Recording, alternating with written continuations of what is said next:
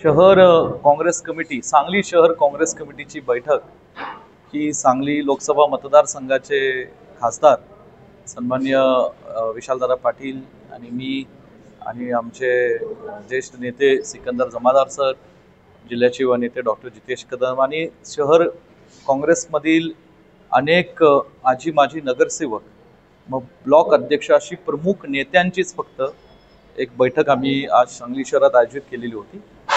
आणि या बैठकीमध्ये आम्ही काही आजी माजी नगरसेवकांचे, ब्लॉक अध्यक्षांच्या सध्याच्या सांगली शहराच्या राजकारणाच्या परिस्थितीवर आम्ही त्यांच्याशी संवाद साधला, त्यांनी त्यांच्या भावना व्यक्त केल्या। मला मनापासून सांगायचे की सांगली हा काँग्रेस पक्षाचा बालेकिल्ला राहिलेला आहे। मागच्या 10-12 वर्षात जे काही देशात, महाराष्ट्रात घडू लागलं तेच दुर्दैवाने सांगली जिल्ह्यातही घडू लागलं, परंतु आजही सांगली जिल्ह्यातला सर्वसामान्य माणूस, लोक हे काँग्रेस पक्षाच्या विचाराला मानणारे लोक आहेत आणि त्याची प्रचिती म्हणजे लोकसभेमध्ये मिळालेलं आम्हाला यश आहे। विधानसभेत दुर्दैवाने पुन्हा जे महाराष्ट्रात घडलं तेच सांगलीमध्ये दुर्दैवाने घडलं। यामध्ये अनेक गोष्टी आहेत ज्याच्या बाबतीत सातत्याने आदरणीय काँग्रेस पक्षाचे नेते राहुलजी गांधींनी महाराष्ट्राचं आणि इतर काही राज्यातलं उदाहरण देऊन जे वोटर लिस्ट मॅनिप्युलेशन किंवा वोट चोरीचा जो विषय आहे तो देशाच्या आणि महाराष्ट्राच्या जनतेसमोर मांडलेला आहे। हे करत असताना आज सांगली शहरातल्या काँग्रेसच्या कार्यकर्त्यांना आम्ही आश्वासित केलंय की आम्ही ताकदीने आणि खंबीरपणे सांगली महानगरपालिकेची येणारी ही निवडणूक लढणार आहोत।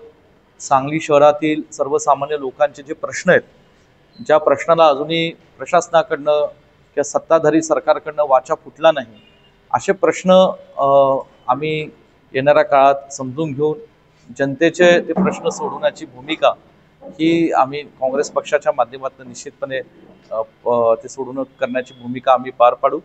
आणि म्हणून आजच प्रभाग रचना या ठिकाणी समजलेल्या त्या प्रभाग रचनेच्या आधारे येणाऱ्या काळामध्ये निश्चित स्वरूपात चांगले इच्छुक उमेदवार यांची चाचपणी करून त्यांनाही चांगल्या उमेदवारांना उमेदवारी ही सगळ्यांना विश्वासात घेऊन दिली जाईल आणि एक चांगला सक्षम असा शहर अध्यक्ष, त्याच्या जोडीला चांगली शहराची काँग्रेस कमिटीची टीम सुद्धा लवकरात लवकर काही दिवसातच आम्ही ही नियुक्त करू।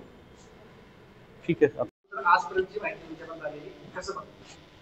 नाही, हे बघा, मला एवढंच म्हणायचं आहे की मनोज जरंगेजींनी जे मराठा समाजाला आरक्षण मिळावं याकरता गेले काही वर्षांपासून जे आंदोलन छेडलेलं आहे, जी चळवळ उभी केलेली आहे, त्याचा काल एक शेवटचं टोक म्हणून त्यांना ती मुंबईत जाऊन ती अशी भूमिका घ्यावी लागली।